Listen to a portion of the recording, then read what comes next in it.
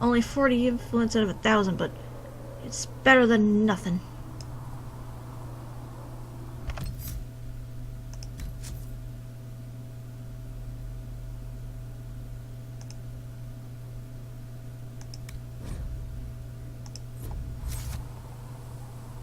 I should probably go talk to people and check out everything there is to offer. Because I see quite a few spots on my map that need to be looked at. Do you think the mages will be able to seal the breach? I heard some speak of using the Templars instead. If you're here to clean, Hess can get you a bucket and a broom. Anyone calls you knife here, come to me. Oh, you're her. Hey. Friend. Inquisition Quartermaster. I'm doing what I can to supply this mess. If you find what I need to fill one of my requisitions, I'd appreciate you bringing it in. Okay. What's your job? What do you do here? I make sure the Inquisition troops have food in their bellies and iron in their hands. Both are important. Lots of people expecting us to be heroes, marching all day to fight the demons. Turns out heroes need to dig latrines just like everyone else. Huh. How'd you end up here? How does someone end up as quartermaster for the Inquisition? I served for Eldon under 10 Logain MacTier. Logain. Best commanding officer this world has ever seen. Hell no. After they all turned on him at Denerim, though, there wasn't much use for people who held that opinion. King Alistair offered my services to the Inquisition, probably to get rid of me. Well, your side with Logain, yes. I mean, dude, he's a traitor. He left King Cailan to die and all the Grey Wardens at Ostagar. I would know, I was there! Logain MacTier betrayed the Grey Wardens and his king. Were you there at Ostagar? I was. I was there King too. Cailan overextended his position, and the Grey Wardens were too late lighting the signal. Following the original plan would have gotten everyone killed. Turn Logain made the right decision. Not even close. I apologize. Sister Liliana told me I shouldn't talk about this. Just forget it. Yeah, because I could say a few words here, like the fact that he knew that there were tunnels beneath the Tower of Ishal, and he didn't, and he was saying, oh, we're totally fixing it, but he didn't fix it, and the Darkspawn came up there, and then we were late because of that, lighting the signal fire, and then he, as soon as the signal went up, he went, I'm out of here. And the only reason he did that was because Cailan was cheating on his daughter with the Queen of Orlais and was asking for her help. And oh my god, Orlais is evil, you know. Alright, I'm done ranting. What did you mean when you mentioned requisitions? I'm making this Inquisition run with what we have, but we're not a real army. We're stretched thin on materials, so I've put up a requisition list for anything that could help our people. Here, take a look. You find some iron and a good login site, maybe Varric can get our troops better weapons. Also, another thing I just thought of is that his right-hand girl, Sir Catherine, in my playthrough, I talked her out of killing herself for him. She even admitted that he was wrong, so... yeah. Okay, I'm done. If I have material for a special order, do I bring it to you? Just take it over there. One of my boys will take the materials or jot down what you found. Alright, bye. Farewell. Make her go with you. Just don't betray me like he did. Let's see what we got here. Yeah, I got ways to go with some of this stuff. Thanks for checking anyway. Alright, guess I'll go look for people to talk to. Whee! I'm sure Varric and Solus are around here somewhere. I saw Varric in the cutscene, so he's definitely here. Solus, I'm not so sure. He probably is. Speak only the word, sing only the chant. Then the golden city is thine. Cool. Varric, are you here? Varric, there's a mark here of where you're supposed to be. Where are you, Varric? Fine, I guess I'll go look for Solus then. Ooh, another item to read. Singing Maiden. Have you heard the story of King Bedwyr? Bedwyr, like most kings, was a man of great pride who expected nothing but complete loyalty from his subjects. He believed the best way to achieve this was through fear. After all, those who feared him would never cross him or question his rule. Most importantly, those who feared him would always seek to please him. Bedwyr cultivated terror in his subordinates through the gleeful and unrestrained use of a contraption referred to as the Maiden. The Maiden was a hinged iron casket, as high and wide and deep as a man, with vicious spikes within, meant to pierce through the poor soul locked into it. Bedwyr's Maiden was a prized possession, and stood in a place of honor in his throne room, often with a screaming victim inside it. Political rivals, suspected assassins, treasonous ministers, the Maiden consumed them all. But as time passed, more people were given to the Maiden for increasingly trivial offenses. The cook for oversalting the king's food, the page boy for dropping his sword. The Maiden cast a pall over the kingdom, and its people prayed for deliverance from their cruel king. Then one day a strange woman rode into the city. She called herself Ember, and was an emissary from a far-off land. Her leaders had heard, she said, of Bedwyr's wisdom and authority, and she sought the king's counsel. The thought that he had earned the adulation of brother kings across the sea made Bedwyr swell with pride, and he granted Ember an audience. They dined and danced, and through it all, Ember flattered and fawned on the king. At the end of the night, Ember asked to see the Maiden. The infamous device had given Bedwyr all his power. The king, giddy with praise, proudly presented Ember with the empty contraption. Ember looked at the Maiden, sighed with disappointment, and said, "That does not look terrifying at all. I should imagine the spikes to be much sharper." Bedwyr grew red at her comment and replied, "The spikes are sharp enough. Look at the blood that still clings to them." "But it is so small," said Ember. "Are only children and women its victims?" Bedwyr grew redder still and replied, "Of course not. The Maiden has devoured many men." Ember shook her head and said to the king, "I do not believe it. Surely no warrior could fear this thing. A man like yourself, tall and muscular, would not fit within." The king laughed and saw a way to prove the merit of the Maiden to Ember. "I will show you how easily a man like myself could fit," he said, and with that he stepped into the device. But Ember was waiting, and no sooner had Bedwyr squeezed himself into the iron casket than Ember slammed it shut on him. Ember took the Maiden with the screaming Bedwyr inside, through the castle, and down into the city, and the people, finally freed from the king's tyranny, cheered and danced to the singing that echoed throughout the streets, until Bedwyr was dead and it finally stopped. A tale often told in the Singing Maiden Tavern.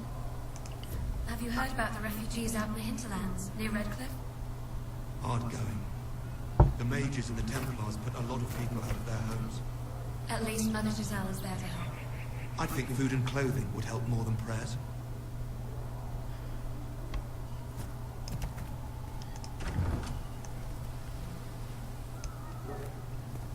Hello. And how much did you need? Oh. Is there Hello. any way you could get by with 6? If you only have 6, why did you ask? Can I get you anything? What can I find in Haven? What can you tell me about this area? Adan is Haven's apothecary. He's been making potions and tending to the wounded as best he can. Harrit is the Inquisition smith. Whatever he can make you, Thren the quartermaster can probably find. And for anything fancier, you can try buying from Segrit. His prices aren't too high. Yet.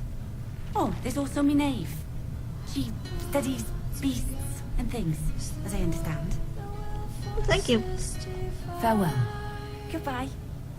What's to come is fire in the end of time. Ooh, pretty. I am the one who can recount what we lost. I am the one who will live on. Very pretty. I don't suppose you know anything from Van Canto, do you? Run through the fields of Ooh, more reading. Tale of the Frostbacks. Even mountains had a heart once. When the world was young, Korth the Mountain Father kept his throne at the peak of Belenus, the mountain at the center of the world, from which he could see all the corners of the earth and sky. And he saw strong men become weak, brave men grow cowardly, and wise men turn foolish for love. Korth devised a plan that he might never be betrayed by his own heart, by taking it out and hiding it where no soul would ever dare search for it. He sealed it inside a golden cask, buried it in the earth, and raised around in the fiercest mountains the world had ever seen, the Frostbacks, to guard it. But without his heart, the Mountain Father grew cruel. His chest was filled with bitter mountain winds that shrieked and howled like lost souls. Food lost its flavor, music had no sweetness, and he lost all joy in deeds of valor. He sent avalanches and earthquakes to torment the tribes of men. Gods and men rose against him, calling him a tyrant, but with no heart, Korth could not be slain. Soon there were no heroes left, either among men or gods, who would dare challenge Korth. The Lady of the Sky sent the best of her children, the swiftest, the cleverest, and strongest flyers, to scour the mountains for the missing heart, and for a year and a day they searched. But sparrow and raven, vulture and eagle, swift and albatross returned to her with nothing. Then the ptarmigan spoke up and offered to find the god chief's heart. The other birds laughed, for the ptarmigan is a tiny bird too humble to soar, which spends half its time hopping along the ground. The lady would not give the little creature her blessing, for the mountains were too fierce even for eagles, but the ptarmigan sent out anyway. The little bird traveled deep into the frostbacks. When she could not fly, she crawled. She hugged the ground and weathered the worst mountain winds, and so made her lonely way to the valley where the heart beat. With all the gods' terrible deeds, the heart was far too heavy for the tiny bird to carry, so she rolled it, little by little, out of the valley and down a cliff, and when the golden cask struck the earth, it shattered. The heart was full almost to bursting, and the peanut roused the mountain god to come see what had happened. When Korth neared his heart, it leapt back into his chest, and he was whole again. Then Hakon Wither's Breath bound Korth's chest with 3 bands of iron and 3 bands of ice, so it could never escape again, and all the remaining gods named the ptarmigan honored above even the loftiest eagles. Ptarmigan and Avar tale from Ferelden folklore and history by Sister Petrine, Chantry Scholar. Resources found here. Okay, thank you. So much lore to collect, so much stories to enjoy. There you are, Varric. I'll get that loot in a minute. First, I want to talk to my favorite dwarf. Well, second favorite dwarf. I'm still kind of fond of Ogren. He was funny. So, now that Cassandra's out of earshot, are you holding up all right? I mean, you go from being the most wanted criminal in Thedas to joining the armies of the faithful. Most people would have spread that out over more than one day. Yeah,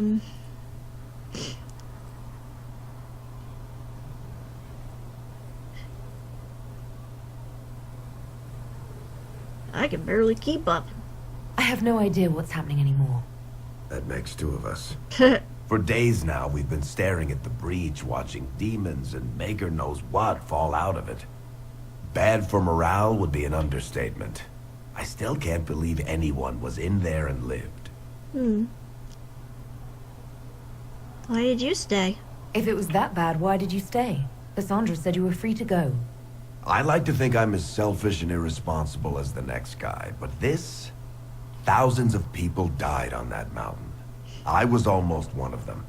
And now there's a hole in the sky. Even I can't walk away and just leave that to sort itself out. Aw. I guess it hasn't sunk in yet. I'm still not sure I believe any of this is really happening. If this is all just the Maker winding us up, I hope there's a damn good punchline coming. You might want to consider running at the first opportunity. I've written enough tragedies to recognize where this is going. Heroes are everywhere. I've seen that. But the hole in the sky... that's beyond heroes. We're going to need a miracle. I agree with that, Varric. Can I still talk with you? Need something? Ooh. Alright. Let's ask about Hawk. I read your Tale of the Champion, and I have a few questions. That's a pretty common reaction. Are Go ahead. you sinking into the ground, dude? Alright, hang on. Wow. That's a... What happened to Anders? What happened to the mage who destroyed the Kirkwall Chantry? The book never said. He fled Kirkwall with the mages from the Circle. Stayed with them a while, but he had to move on. Somehow a lot of mages blamed him for making them live as fugitives. I don't know where he is now, and I don't want to know. Alright. Also, you keep sinking into the ground. It kind of looks like you're dancing. Do you have ants in your pants? How about Orsino's fate? In the book, you say that first Enchanter Orsino turned himself into a giant monster made of corpses. How? Why? Do I look like an expert on magical weirdness to you? No. Well, I can't tell you how. For the why, all I can say is he was desperate. Okay, fair enough. Alright. How about the Airshok fight? There's no way Hawk really could have killed the Arishok. It would have started a war with the Kunari. I was told later that the Kunari disavowed his actions. Apparently the Arishok didn't get permission before he attacked Kirkwall, and the Qun didn't want another exalted march. When they finally sent a ship to haul the Red Dreadnought away, they just said, "We will never speak of this again." As far as I can tell, that's the Qun's version of an apology. Fair enough. Yeah, what happened to Hawk's friends? Where are the rest of Hawk's associates now? Meryl decided to look after the elves left homeless by the fighting. She's done a pretty good job of keeping them away from the mages and Templars, so far. Okay. I guess she has plenty of practice avoiding stupid human battles with her old Dalish clan. Not to mention the blood magic. Fenris has kept himself busy, hunting down the Tevinter slavers who came south to prey on the refugees. I'm not sure exactly where he is at the moment. You can usually follow the trail of corpses, though. True. Isabella went back to the raiders. She's calling herself an admiral now. I don't know if she's actually in charge or just has a really big hat. Might be the same thing, honestly. True. Sebastian went back to Starkhaven. I'm sure he's boring all sorts of people there. Pretty much. Last I knew, Hawk's sister Bethany was doing something wardeny near the Anderfell's border. Aveline is still guard captain. I'm pretty sure Kirkwall would fall into the sea if she quit her job. True that. Huh, that was interesting. Any more stuff to ask on you, I guess? Need something? Let's see. Tell me about Red Lyrium. The red lyrium we found at the temple seemed to upset you. My brother Bartrand and I sort of discovered Red Lyrium during an expedition in the Deep Roads. We located an ancient Tig, so old it barely looked dwarven. There was this idol there made of it. Bartrand brought it back to the surface, and, well, everything's gone downhill from there. Yep, pretty much. What is it exactly? So what is it? Just another kind of lyrium? The red stuff is lyrium like a dragon is a lizard. It's not just a different color. It has a whole host of weirdness all its own.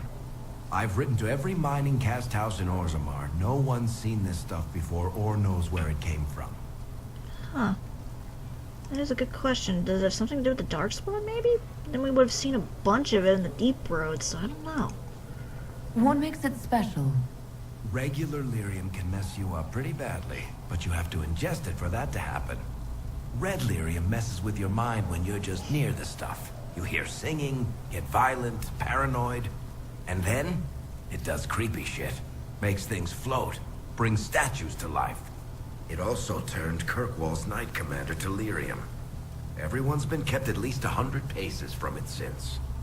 Yeah, exactly. But why was it in the temple? How did the red lyrium get in the Temple of Sacred Ashes? I don't know. So as far as I knew, the only piece to make it to the surface was destroyed. And the location of the Tig it came from is a secret. Did someone find more of it in the Deep Roads?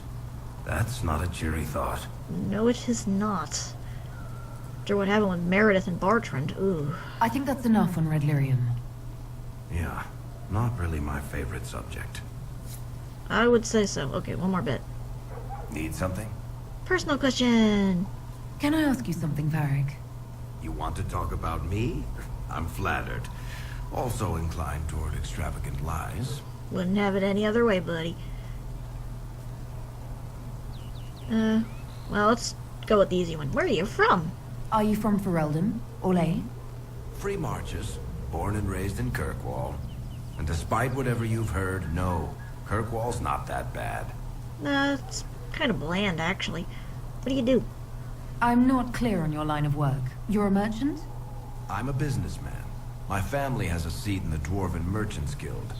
Merchants buy and sell goods. Businessmen buy and sell stores. In my spare time, I manage a spy network, and occasionally, I write books. Yes, you do. Alright, what books do you write? You're an author. What kind of books have you written? I've tried my hands at a few genres. My crime serials are my most popular. Hard in Hightown, guards breaking the rules to get things done. The Tale of the Champion is the most famous thing I've written, or infamous, maybe. Yeah. I started a romance serial once, Swords and Shields, but to be honest, I don't have a knack for romances. Most of my stories end in tragedy. Probably that says something unfortunate about me personally. Aww. Could you do Liliana's job? If you've run a spy network, why is Liliana our spy master? To be honest with you, she's just a better spy master. The truly great ones can keep their distance. They don't get attached to their people. Me, I always wind up babysitting my informants and worrying about their families. We're in better hands with her. Yeah, okay. What about shops? What sort of shops do you own?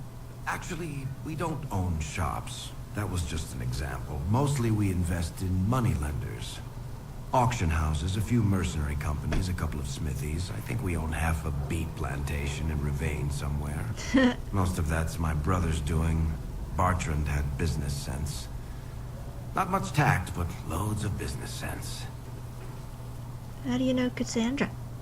How do you Well, I and know, but- Cassandra know each other? You heard about the Kirkwall Chantry being destroyed? The guy responsible used to be a friend of mine. Yep. The Seeker had questions about that, and I had answers. And talk about Miss Bianca. Where did you get that crossbow? I've never seen one like it. Bianca? She's one of a kind.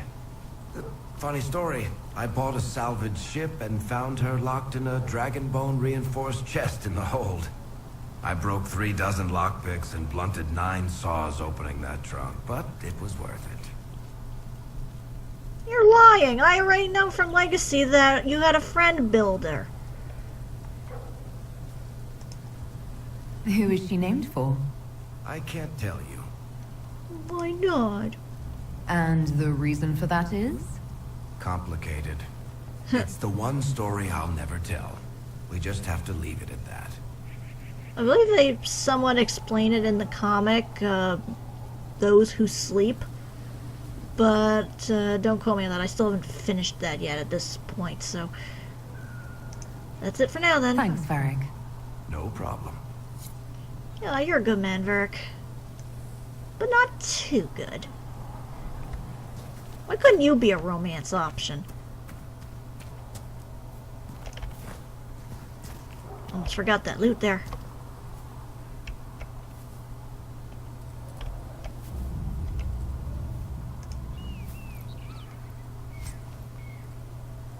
Ooh, a Dalish toy soldier. I don't know what it's for, but I'll keep it. Now I can go up here.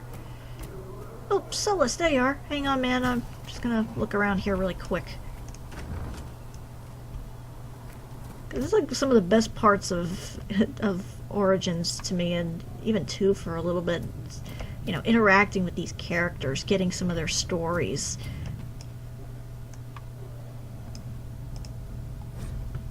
The Randy Dowager Quarterly. Well-worn quarterly missive of suspect virtue. Randy Dowager welcomes the cool of autumn with the fall of another, the collected dream and desire being the confessions of an apprentice in training more furrowing than harrowing.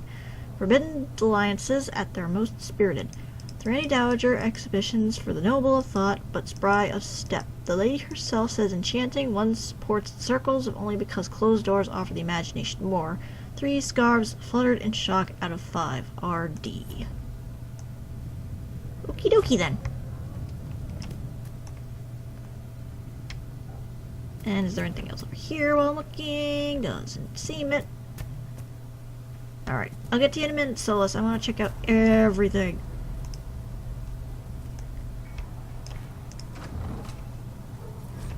Whoop, the apothecary. Ah, this is where I get better potions and such. Alright, let's talk with Secret you. asked, told me.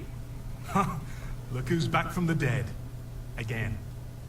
Have we met? I don't recall meeting you before. I'd be surprised if you did.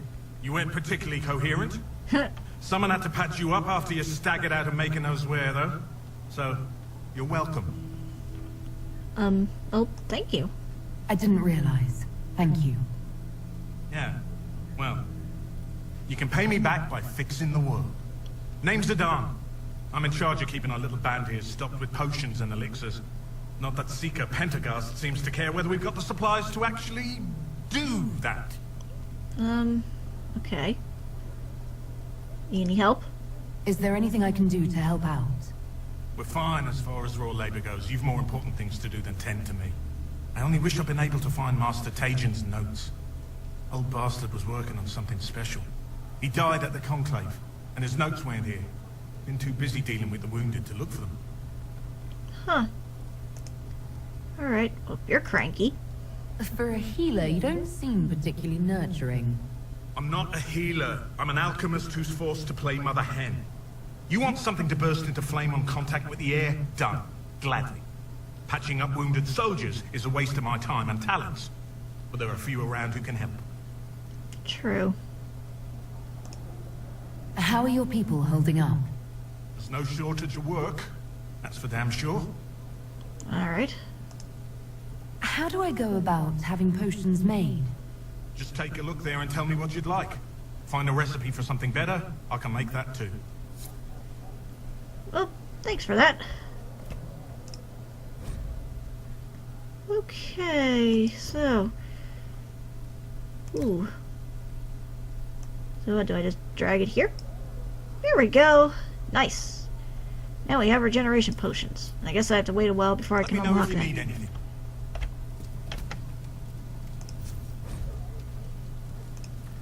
Okay, so that's good that I can upgrade potions. Fortunately, I do not have enough. So that'll have to be a while. Anything for tonics? I don't have anything for tonics. Do I have anything for grenades? No! I must find this stuff. Because, why not?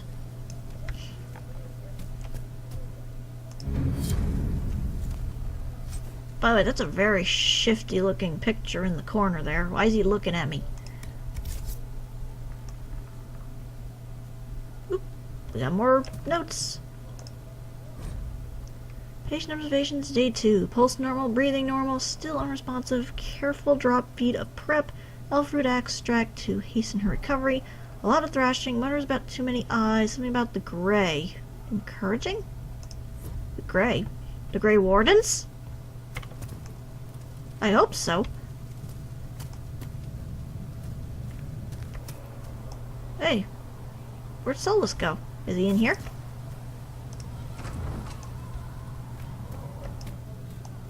Solus, where'd you go, man?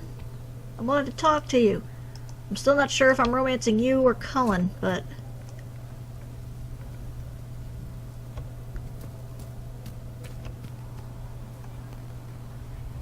He just up and vanished.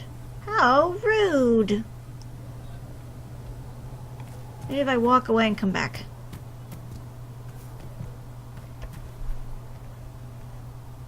Mother Giselle is doing more for the refugees than most.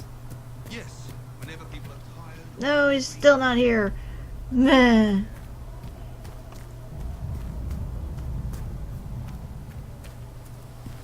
Anyone else I need to try and talk to? Oh wait, there's another thing over here.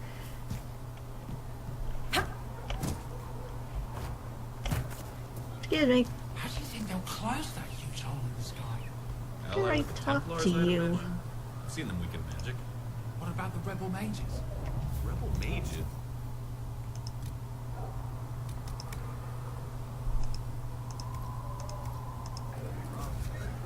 You find anything we need? Can I help you with something? No, okay. Farewell. Make a go with you. Oh, you have a funny hat. Alright, so... nothing there. Whoop. I saw loot. Ooh, silk. Nice. Alright, let me see if... These truths the Maker has revealed to me. As there is Let's see if he's back yet.